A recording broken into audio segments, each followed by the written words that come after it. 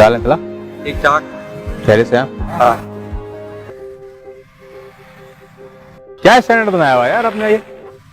दोस्त है मेरा। यार ये ऐसे दोस्त, शान भाई। ये कीड़े मकोड़े हैं, ये गरीब पैदा हुए थे गरीब मरेंगे। ये क्या स्टैंडर्ड है इन लोगों का यार? यार आपको स्टैंडर्ड देखना है ना?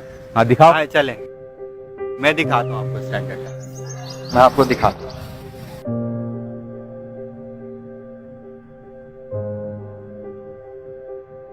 बताओ बताओ, देखो ना कौन अमीर है कौन गरीब है। सरार जवाब दो मुझे।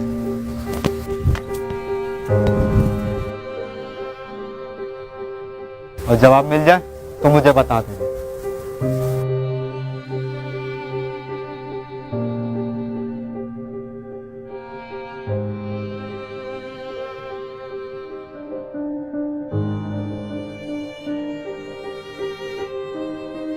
हर जान मौत का मजा चखने वाली है और कयामत के दिन तुम अपने बदले पूरे पूरे दिए जाओगे।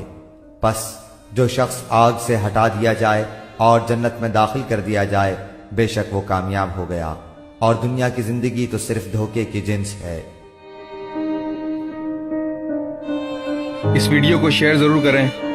हो सकता है आपके एक शेयर से ये बात किसी के दिल में उतर जाए।